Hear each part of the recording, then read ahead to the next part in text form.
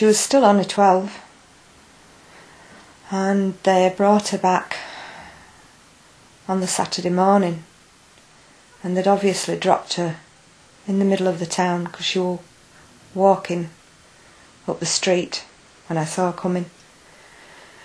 She came in and she was completely white. She was dirty. She was drugged up, and unfortunately when she got changed and I went to wash her clothes, she'd blood in her knickers. Since then, only recently, my daughter has told me that she was actually raped, but wouldn't give no more information. So I wouldn't know who's done it or where it was done. That's something I'll have to wait until she's ready to tell me. But then she went again. They get such a hold on these young girls, and you see them. I see them even now in the back of their cars when I'm coming home of a night, and they're there with these young, they can't be no more than 12 or 13 themselves, in the back of the Asian cars. And I see them in the shopping centre talking to them and making eyes at them, and all I want to do is shake them and say, this is what's happened to my daughter, do you want it to happen to you? Yeah, sure. Yeah. So they get a hold of them. How? I mean, do they offer them money, or do they give them drugs? Is it jewellery? They get them hooked on drugs. Some give them jewellery and buy them presents. Came home with a couple of nice gold chains, and where have you got them from? Oh, so and so's bought me them, and it'd be one of the Asians' names that she'd give me. And then they'd get them hooked on the drugs, and that's how they keep them, because then they get dependent.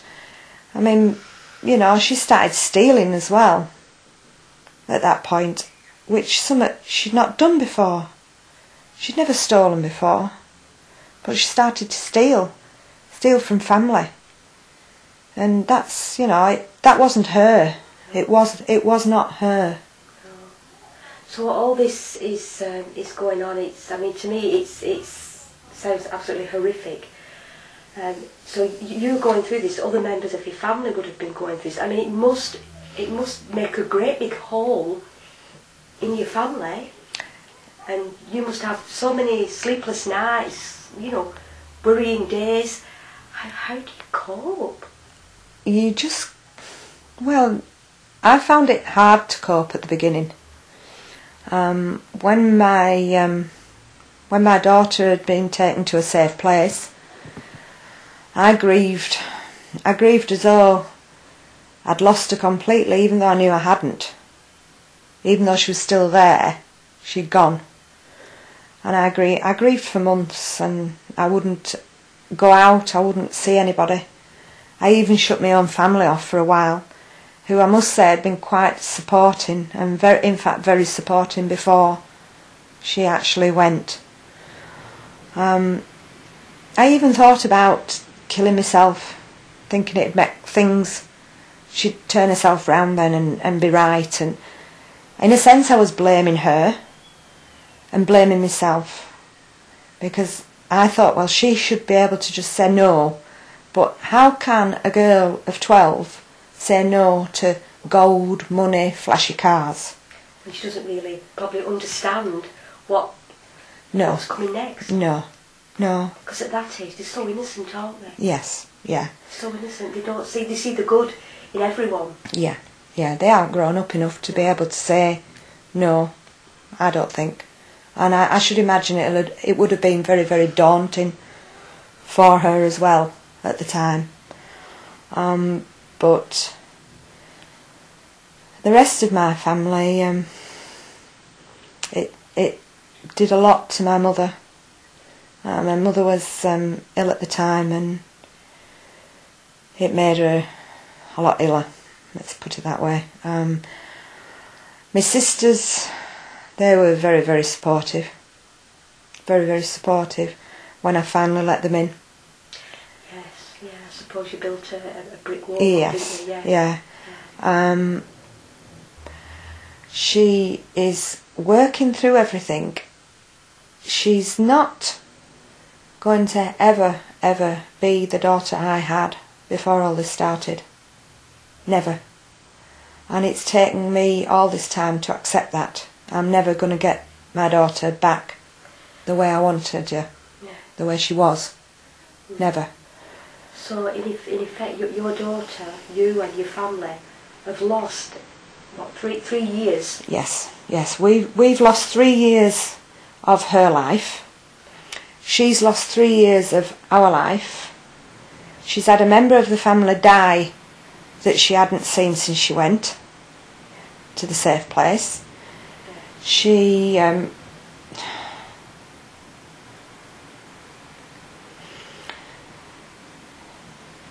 the Asians that did all this and that was involved in all this, I'm sorry to say, they, as far as I'm concerned, they took my daughter away from me. And that is how I feel. Yeah, rightly so. And the authorities, from what I can gather, have let you down. Yes. But the school, I'm sure the school could have played a bigger part. Social services, police. Yes.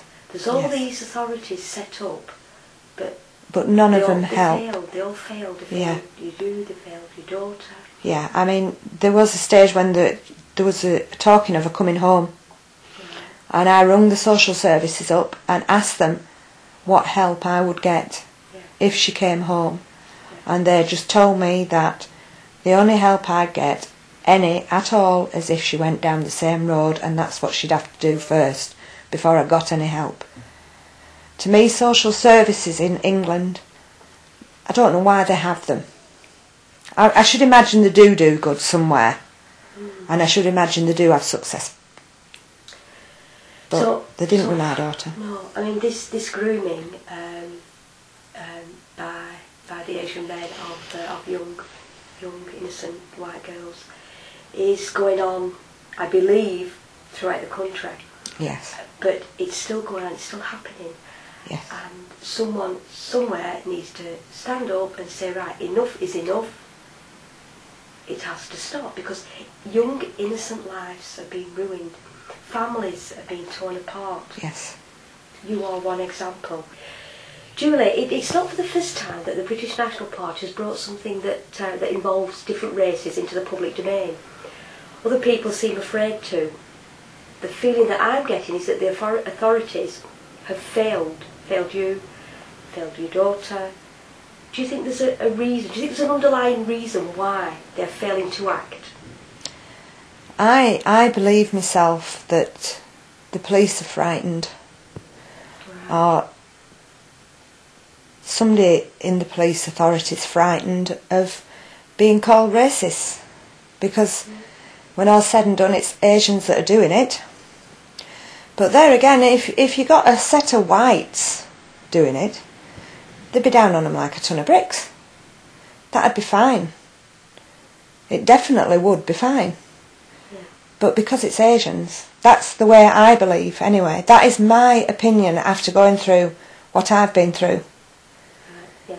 So you're speaking from experience. Yes. And this is often said that the police are restricted through the Race Relations Act, things like that. They're not to be seen to doing anything bad for community relations. That community relations at the heart of their agenda. But we're talking real people here. We're talking real lives, real people. Yes, and all right, it might upset the community, but it might save a life in the long run. And it'd be better being done sooner than later, because once it's too late, it is too late. Yeah, you're right. Thank you, Julie. Thanks for your time. You're welcome.